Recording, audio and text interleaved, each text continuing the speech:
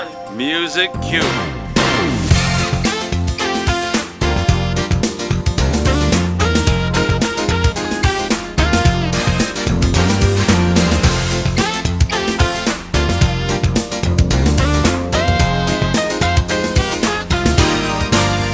And cue her and slowly make your move.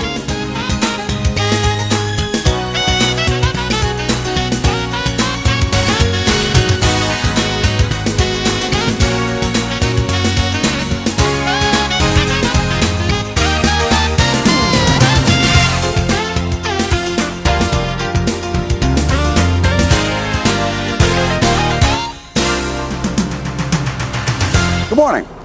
It's 7 a.m. and I'm on my way to Pine Valley. Well, it's not really Pine Valley, it's the ABC studios where over 250 people put together the Pine Valley that you see every day on television. We're going to tell you what we hope you want to know, like who does what, how the show gets put together, and what we wear under the covers in those bed scenes. Let's go.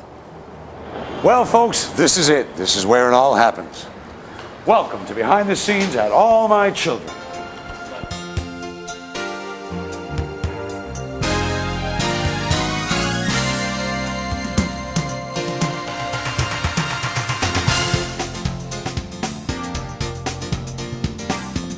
Well, folks, believe it or not, this is Pine Valley. Actually, this is ABC television studio number 23. It's a block long, the ceilings are over 40 feet high, and over 1,000 sets a year are put up and taken down in this studio. Yes, this is a very busy place. It has to be in order to turn out 260 shows each year. In fact, this studio never closes. It's open and active 24 hours of every day. Now, here's how it goes. At 7 a.m., it's the glamorous rehearsal hall for actors, directors, and pastries. It's 10 a.m., so it's on the set for camera blocking. At 11:30, the lunch break. Time to finish memorizing lines, get dressed in full wardrobe for the show, and of course, get makeup. At 1 p.m., it's dress rehearsal, and no scripts allowed. At 4 o'clock until whenever, we tape the show in its entirety. At 7-ish, the crew comes in and takes down the day's sets and puts up the next day's sets. By midnight, the prop people come in and set up. And by around 4 a.m., the lighting directors come in and they set up. That's good. And then the whole process starts over again.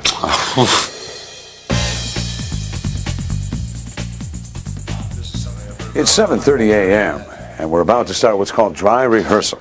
This is the first time that the actors and the director get to read through the scenes that are going to be taped later today. It all goes on right here in the rehearsal hall. This is something I've heard about all my life. Are you ready? I'm too big for this. Nonsense. Now watch your head. Hey, we made it. Get to the center. No, ignore the bed. Okay. So you want me to... Yeah. Cross and turn it to you and speak. I don't know exactly how we're going to get through tomorrow or the days after that, but somehow we will. We will because we have each other. Whatever life throws at us, we can handle. Step away. No. Yes, that's right but wrong. Right, but wrong. Okay, go back. Go back. He kisses. Uh-huh. Take a step forward. No. No. Stay there. I can't do this. I can't do this. Take a pause and then turn. And then break away. 1, 2, 3, 4, 5, 6. I can't do this. You want me completely clear or just lean back? Just. I can't do this. Ah, you want it. I love that. You want it. I want it. You've been on the wreck for months, and I've been there with you. Is that right? I've been there with you. And I've been there beside you. Trying to figure out reasons for the actors to move and what you want to see on camera. And then, of course, we haven't seen it yet, but in the rest of the day, we start giving the actors notes on how to play the scenes and so on, because there's just not much, you haven't got time. You can't start that at the beginning of the day, otherwise you'll still be on Act 1 and it's time to tape the show. And where do my fellow actors go when they're done in the rehearsal room? Why, they go to their dressing rooms, of course. Let's take a look. My heroes. Rembrandt and Shakespeare, and my alter ego, me, when I was a little baby. All of these things on the ceiling here, these are things that fans have sent me. Oh, look at this tie. A fan sent me this tie. This is the dressing room. You can guess that. In back of me here is a photograph of Gillian, who played Daisy, my wife, for about 9 years. And that is a still from one of our many battles. But she was a wonderful person, and I like to keep her around. I haven't a clue about storyline. I don't think anybody really does. Not a clue. And I don't often ask what it's going to be because you get very evasive answers about that. So I don't bother anymore. So actually, what it's going to be, you find out approximately 2 weeks in advance when you get a script. And then you see, oh, that's what's going to happen. Mary McGillicuddy, would you like to be running some lines? It's not Irish. Oh, It's the Scottish. just leave it leeward. Jesus flags. It's my favorite expression. They won't let me use it on the show. It's because They think there's something sacrilegious about it, but really it's very religious, isn't it? It's like it says Matthew, trust. We got our Lucy Ethel part. I've got one today. Don't Stonewall Jackson me. I mean, if your eyebrows had shot any higher off your head, they'd be orbiting Pluto by now. In essence, what I do is try to get inside each person and select a wardrobe for them that is the kind of wardrobe they would select for themselves if they were doing it. So I try to establish what I call a closet, that everyone has their little closet of clothes, just like you or I would have, and that it has an assortment of clothes that'll get us through a number of events. Here we have a rack that begins. I can move it for you. Erica's negligees. Many happy nights spent in these clothes, I'm sure.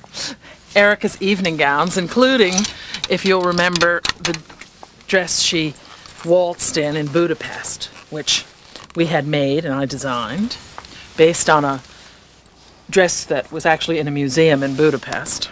Trevor is a guy, this is my take on Trevor.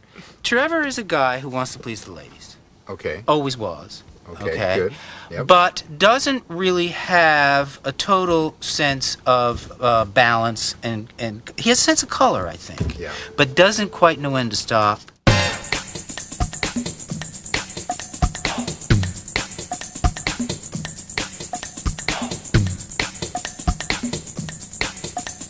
Every tie that Trevor wears on the show, for instance this one here, comes from a fan. And when I wear the tie on the show, I take a picture of myself in the tie and I send it to the fan, letting them know when their tie is going to be the star of All My Children. The ones that don't get on the show, I paint on. And for a $15 contribution to UNICEF, a fan gets an autographed Trevor tie, a piece of the show, basically, thanks to Charlie here. Exactly. And we've raised $65,000 over the last Which year. is great. For kids Really all is. over the world. Opal isn't anything without her accessories. We sort of perceive that this character can take any even perfectly tasteful outfit and put it over the top and keep Opal tacky. Take the baby outside and wait for me there, all right? I don't want him to hear anything that might scald his tender ears. What do you think you're doing? What does it look like I'm doing? Well, I do see the wheels turning. What you got planned?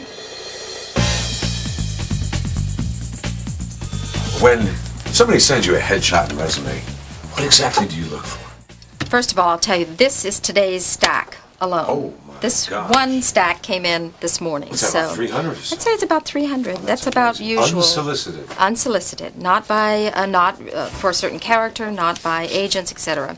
What I look for primarily, in addition to the quality of the picture and the look of the actor, is their training, their experience, this sort of thing. What makes one actor stand out from another, or actress for that matter, is sometimes just something that sort of lifts it off the page, an interest in the face, quality in the behind the eyes, not necessarily beauty, but I also look very carefully at the resume. John Callahan, who plays the role of Edmund, I remember that we were down to the wire on the role, and we had already made pre-test deals for several people to test for the role, but John came to mind, and came to my attention, I should say, the day before we were testing.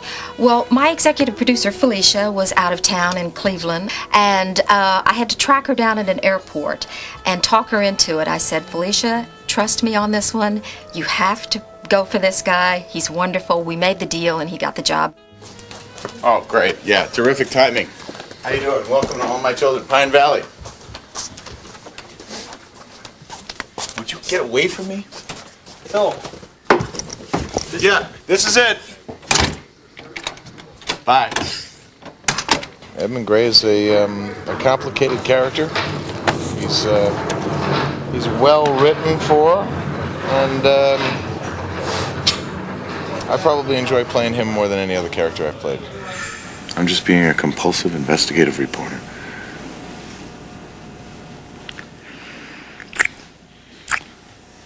Okay. I'll see you later for dinner. You're leaving? Yeah, I got places to go, people to see. We're both men, we're both in love, we're both confused. We both search for the truth. We're both inquisitive, investigative, that's his job. Love of life, without cutting off your ear. You know, it's a good life. Good morning, all my children. We have 5 minutes. 5 minutes, please, to blocking. Okay, now we're right outside the studio floor. It's about 10 o'clock in the morning. It's time for camera blocking. Camera blocking is when we take what we've done in the dry rehearsal hall and move it upstairs to do it in front of the cameras. It gives the director a chance to work with the props people, the lighting director, and of course the camera operators. And it also gives us a chance for one last time to use our script. Let's go. We're starting from the top in sequence. All My Children has 3 directors who alternate throughout the week. 17. 5 and 4. Right. Okay. This is when you make your entrance. I don't know why. Maybe just to prove it was real. Page 10. And you'll hold Luch as she goes and sits. Press it into a scrapbook. Save it with all the clips from movie magazines. And cue. Well, this is something I've heard about all my life. You ready? I'm too big. I'm too big. Nonsense. Watch your head. Watch your head. Here we go. Here we go. Okay, next scene. Out of 19. Four's next. Now, we start on, now, Stand by. 3 is in the middle. Chris, you gotta lose a, no, not you. Yeah, you want you to come all the way real tight on him. Right. Okay, and then, Teresa? Teresa will be right off your shoulder here, so you should be right sort of where I am. And Teresa's hand will come in. Okay? So. Blocking is sort of mechanical choreography. It's you have cameras floating, you have boom trying to find position, you have lighting trying to find their position. So you have all this technical stuff just floating in the air, and it's almost balletic at times. You're just watching all this stuff, and you watch the actors finding where they're going, and you have to just sort of let it go to a certain extent and know when to say what, and know that they're gonna find it as we go along. I think you have to enjoy the fact that it's done quickly. I think that a lot of good things happen from the quickness of it. Spontaneity, pressure is sometimes good. Something feeds you back from it. And the fact that you're done, that you have a complete thing at the end of one day, that you have a 40-minute show, and sometimes if it all comes together, the pleasures are enormous, that you've spent one day in one effort, and you have one thing that you're very proud of. People defend her. Look, Laurel is telling the truth. I saw the marks on her face. How many lives does she have to destroy before you finally see her for what she is? You don't know the whole story, Pops. I don't have any trouble at all believing she killed a man. She sure as hell almost killed me. Grabs her about the butt and pulls her like so. Whoa! Very, very This way. Yes. Leg it down. Lay one on. Lay one. Sure. Mmm. 89, a little tighter here. Next scene, please. We're in the same position, so to speak. 14. To the tight two. Open door or stop before? Flat, you want to come, Chris. Open door, step in. Tighter, Eva. You won't do anything, you want to grab one. Good.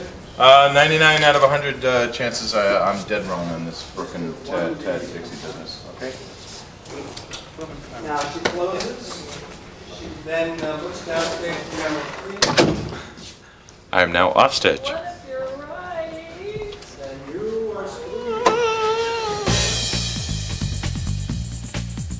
Every character in Pine Valley has their own keychain, their own wallet, their own checkbook. For example, take Adams, who's the first guy.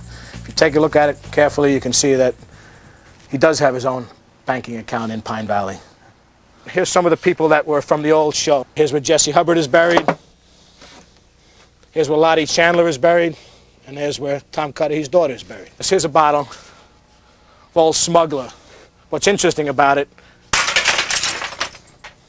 it's all paper glass. It doesn't hurt, doesn't do anything like that. We have a stock from any brand, any size, any shape. Well, let's say you're over Tad's and he offers you a drink. Picks up a bottle of his finest brandy, pours a bit of a snifter. What do you think I'm smelling? This is iced tea. Weak iced tea. This was the rug that Jackson carried Denny out in after Laurel killed him. Okay.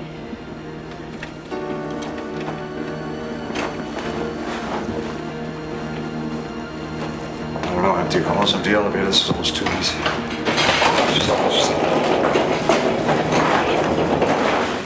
On the other end of the spectrum, in the health club, we have some actors that take their shirt off. They look good, but they can't lift the weight. So in cases like that, we have 300 pounds of balsa wood weights that they put on the end of it. And they look pretty realistic, and you can see that they are.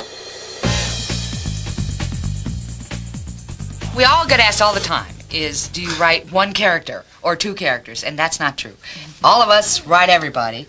But it's interesting when the story develops, and perhaps emotionally or because of our personal lives or whatever, like... Fred could latch onto Adam's point of view, and Carolyn will latch onto Haley's point of view, and they'll end up having the scene speaking from that point of view.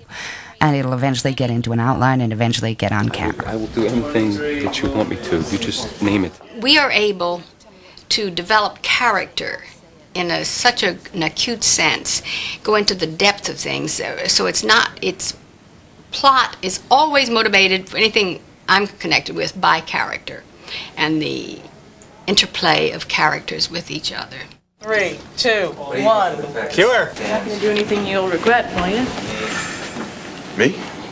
Oh. 9 chances out of 10 I'm dead wrong about this whole Tad and Dixie thing. Everything is the responsibility of the executive producer. I have wonderful stories Megan and Agnes give me, and it's up to me to get it on the air and make people enjoy it and make it work. My favorite storylines are the ones that reach you, the ones that have emotional, that you are emotionally invested in. And I think that's what Agnes and Megan do. They write wonderfully emotional investment stories. You are involved in the characters. The characters are family. And I can sit up in the control room and I can cry, I can laugh. Those are my favorite stories. Those are my, when it is so emotionally invested that you forget that you're actually creating this. Whenever we step foot out of the studio, 1 foot out of the studio, the costs triple and the tension and the work triple. But it's worth it to us because the audience, which has matured so much over the 23 years we've been on the air, expect that the walls will be open and that we'll be outside sometimes. And it means that every shot has to be perfect. So I spend a lot of time between the mobile unit and the director working on performances, shots, and making it perfect. It does make the day much longer.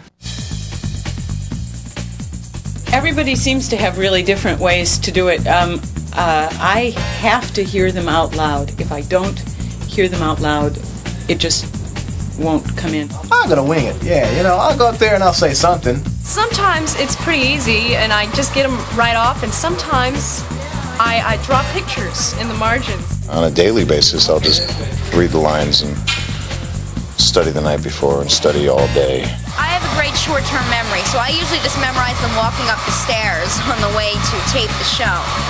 But if you ask me to do it an hour later, I have no idea what the lines actually are. I just wing it, basically. I don't learn very quickly. There are some wonderfully blessed people who can rip open the envelope in the morning, have a first look at it, and by 3 o'clock they've got it. By tape time, they've got it in their heads. I don't know how they do it. I wouldn't dare do it. I wouldn't dare. I've got to start as soon as I can. That's lunch, all my children. That's lunch. We're back on camera at 1 o'clock. We dress and tape, starting with item 1 in Dixie's living room. That's lunch, everybody. Back on camera at 1 o'clock. Placemat. See, you just slice like that. At 11:30, the lunch break. Finish memorizing lines, get into full wardrobe for dress rehearsal, and of course, finish that makeup. I bring lunch in because I don't want to start worrying about 11 o'clock. When am I going to have to lunch? I like to have it all set so it's here and I can have my lunch hour quietly.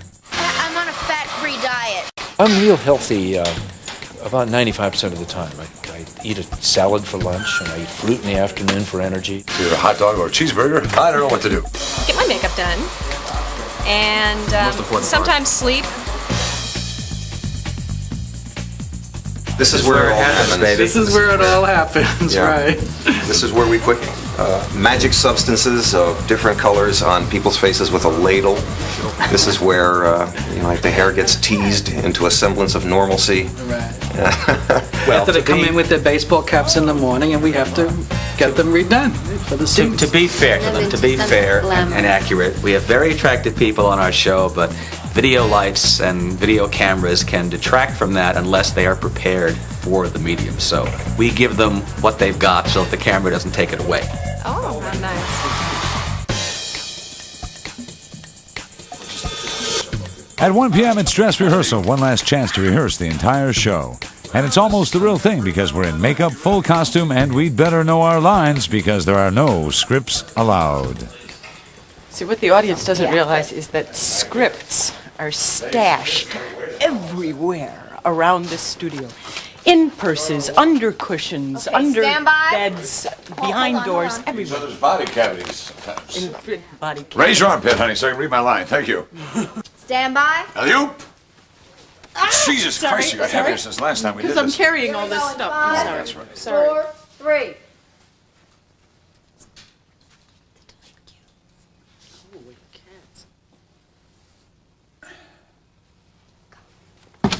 Well, this is something I've always heard about, but I've never been able to do. Are you ready? Too big for No, this. you're not. Watch your hand. Watch your hand. Oh, no. All right, now get that door. This is our honeymoon. Use your feet. Show me those talents. There we go. Hell, you. What are you wearing, honey? A strapless bra, because my shoulders have to be naked, and then this lovely little half slip. So it'll be that's what you wear. According to my calculations, we still have 37 minutes before we have to leave for Pine Valley. Now, what do you suppose we could do with that 37 minutes? There is that cake recipe you wanted to try. While we're all up here for dress rehearsal, the sets are being prepped for tomorrow's show. Nobody rests here at All My Children. We're taking our old boathouse, which of course started many, many years ago on the show, since Alec has moved in, we're refreshing it all. We're taking a bit of the aging out and keeping the same dark, rich, mossy green, but we're restoring all the stonework, the field stonework. I say we're getting rid of the pot-bellied stove, but we're going to be putting in a mantelpiece. So we have to recarve the opening. We've had to create a new opening to accommodate the fireplace. Out to the exterior, which had to be completely rebuilt. Again, the exterior will keep a little bit of texture, a little bit of the patina on it, and we add vines and trees and exterior look. We use all artificial for our trees. All the foliage is artificial and OSHA approved, flame proof. There's one thing I forgot to ask you guys. How do you prepare for a love scene? Since I haven't had one since Hector was a pup and he's a big dog now. How do we Prepare for love scenes, yeah. Little pasta puttanesca, raw mouthwash? Don't garlic. forget the mouthwash. I chew a lot of gum. That's my major thought for the scene. Make sure I know my lines. Mouthwash. Prefer instead of gum gets stuck in your teeth. Do you practice kissing? I'm married. I want to stay married. That's right, you're married. I'm not married. If you ever feel the need to practice, Steve, you know I'm in dressing room 210. You just come down and find me. I've actually proposed marriage to this girl in real life. Wonderful. Yes. We actually yesterday did a fantasy scene, which was the longest kissing scene I think I've ever did. Yes, like it the longest was. continuous kiss. I don't think they're going to end up using all that. So we came up gasping for Unbelievable.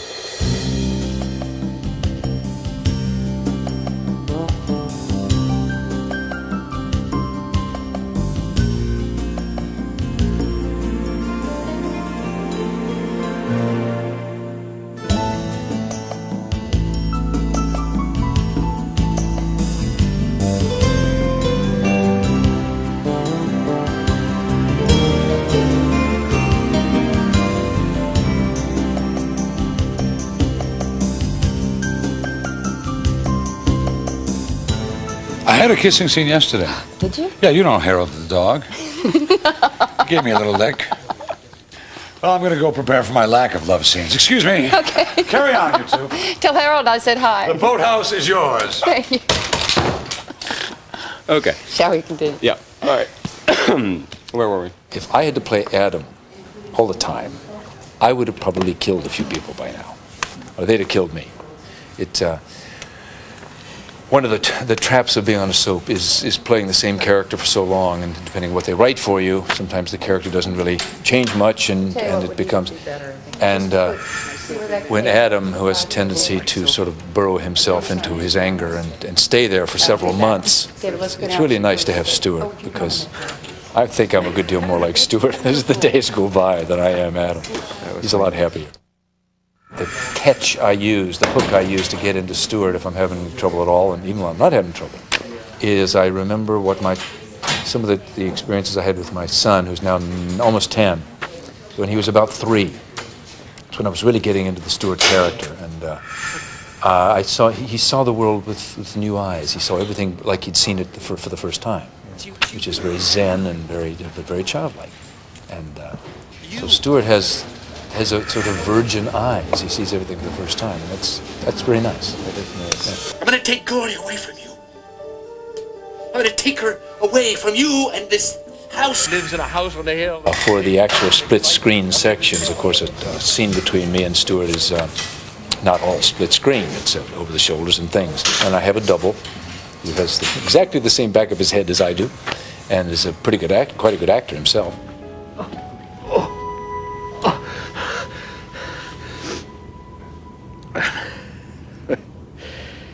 I'm doing penance, you know. I saw that tonight. I'm being punished. What for? For my greed? For being selfish? For taking Gloria away from you? That isn't true. All right. We're going to give away one of our trade secrets. Good. This is how we get Adam Chandler to act with Stuart Chandler, played by the same actor. We're going to do something called a split screen. Here's our script. We're going to show you this with Kelly Ripa, who normally plays Haley. Sarah, cross in. Quiet on the floor, please. Here's the rehearsal. This first part's real easy. All I have to do is sit here, and Michael does all the work. So we would say in... Just a rehearsal. Ready. 5. 5, 4, 3, 2, 1. And... kill her! And she sees. You? And... you were expecting Michael Knight? She'll say. No, I'm just stunned by your beauty. Now, Sarah, who is a perfect human being, has not said any of the lines because we don't want that to overlap. Great. Stand by to record. That was terrific. Let's record it. Roll tape. Yeah, roll them. Roll C to record, please. C only. Okay, so we're recording half of this. We've got Kelly on one half.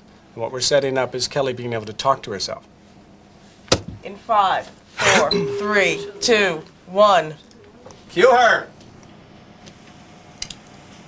You? No, I'm just stunned by your beauty. All right. Now, Michael's got a tough job. He's got to find a place on this frame, and you can take a look at it. Michael, show the hard line. Lenny's working. Rob, 2 minutes. So the left side of the screen is tape and the right side is the live camera. Can we cue it and play it on C, please? Roll A and B to record, stand by C for playback. What about if they wipe it in? They wipe it in once.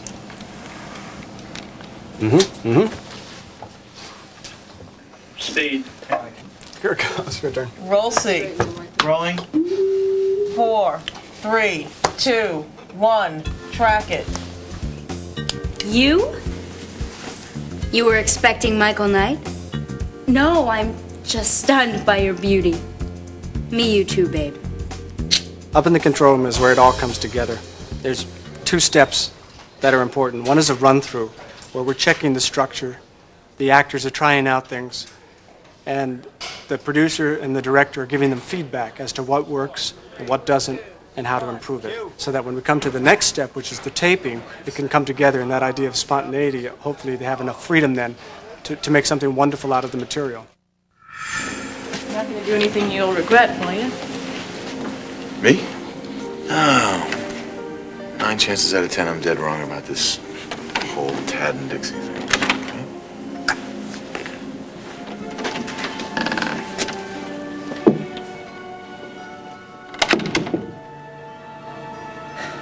But what if you're right? Felicia? Yeah. Do you want to keep that piece in the middle? You're gonna show us some emotional music on that? Felicia, I will, yes. It happens live as the show is being laid down. We lay the music down. Sometimes, though, what we do is, if it's a complicated scene, for instance, if we have an actor playing 2 different roles, we send the music to what's called post. The whole show goes up to post, and then it's mixed up there. Anything else around here the way you handled my wife? Well, here we are just outside the sound effects room. Do you realize that when Jackson knocks on a door, he doesn't really knock on that door? That sound is fed to the floor when I'm supposedly knocking. I just stand there with my hands in my pockets and just wait. Knock, knock, knock. Let's go and see how they do it.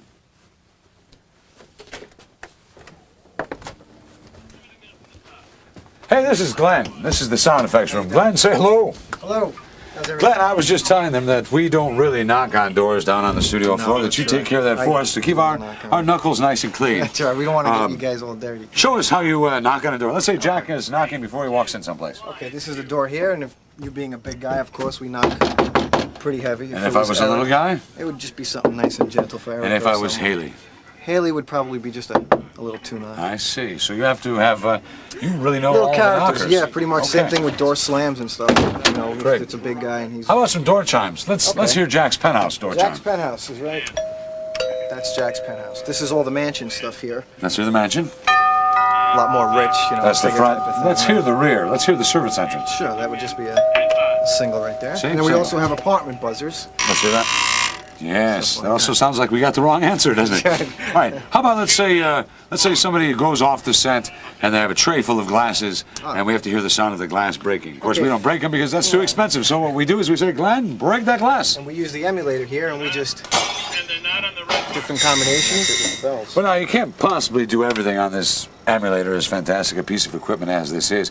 Do you still use carts? Oh yeah, we do. We have a carts Oh, today. there's a for all bunch. the, yeah. Oh, this is one of my favorites. We play the crickets card. Sure, no problem. This is crickets, as if it's outside, you know. You'll see how much better it is than me. And that is the sound effects room, ladies and gentlemen. Thank you, Glenn, very much. Thank you very much. Make me bad. It's always more fun, I think. I love the scenes in which I'm just there and everybody else is talking, and I don't have to learn any lines for that scene. The action scenes, the police action scenes. Love scenes with Chris Lawford. All my children, we are about to tape item 6. We'll need the folks in Maria's living room standing by. Edmund, Maria, stand by, please. Remember the scenes we saw being rehearsed throughout the day? Well, here's the finished product, the way you'll see them at home.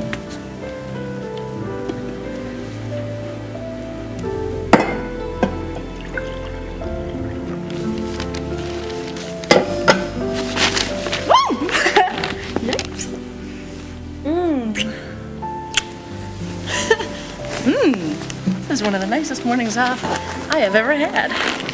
You lie. Cross my heart. The breakfast in the country and coming home to know Julia. This has been peaceful and lovely. You're not going to do anything you'll regret, will you? Me? No. 9 chances out of 10 I'm dead wrong about this whole Tad and Dixie thing.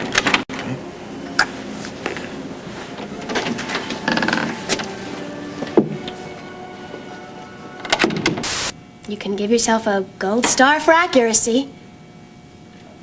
In the man-woman department, I'm dysfunctional. Oh, yeah? I doubt that. More likely you never had the right teachers.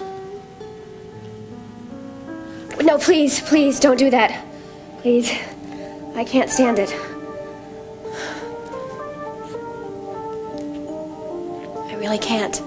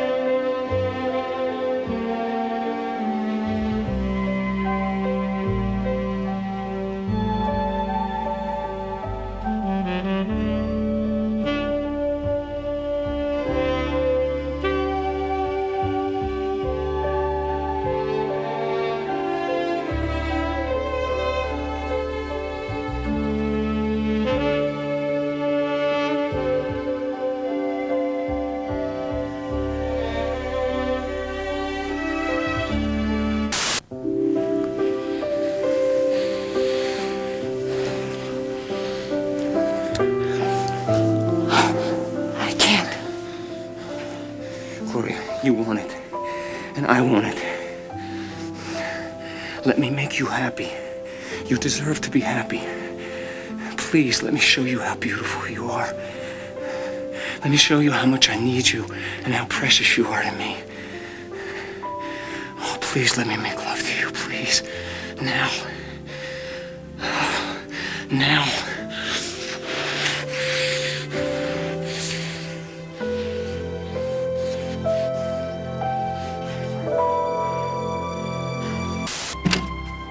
This is something I've always heard about, but I've never really had a chance to do. You ready? Oh, you're not. Just watch your head.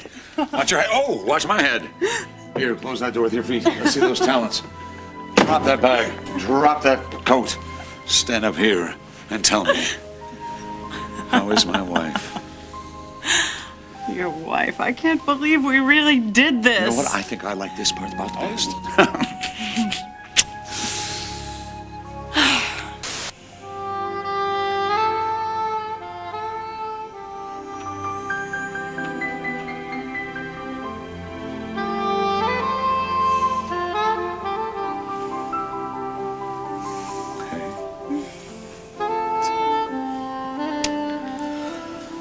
How long were you watching me?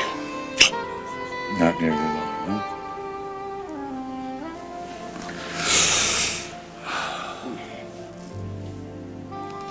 Last night was so wonderful. I hate to bring up unpleasant subjects, but we probably better get going if we're going to make it to Pine Valley by 10 o'clock.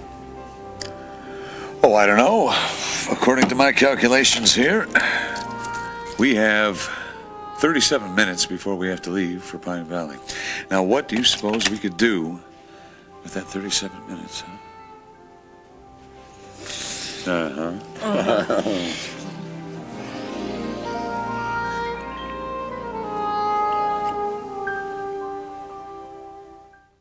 Never do today what you can put off till tomorrow. If you can keep today being interesting and compelling, because we come this way but once.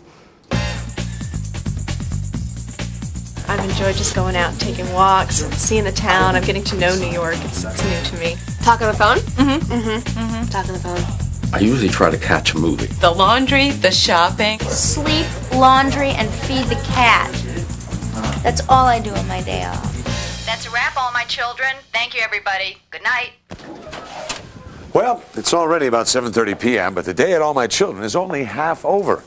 At 7-ish, the crew comes in and takes down the day's sets and puts up the next day's sets. By midnight, the prop people come in and set up. And by around 4 a.m., the lighting directors come in and they set up. And throughout the whole day, Agnes Nixon is plotting, and the show's writers are writing, the casting director is casting, Carol is shopping, and the props guys are propping, and the set people are building. Yes, folks, Pine Valley is open 24 hours a day. Of course, the best thing about working in a studio in downtown New York City is after you're done with a busy day of taping, you can just kind of slip out into the masses unnoticed. Sometimes. Hi, how are you? Good to see you. How you doing? Just right over. Here's the name there. There you go. Oh, sure. You can even have your pen back. What a day for you, huh? How are you? We have a wonderful audience. They keep us on our toes and they keep us stimulated. And thank you.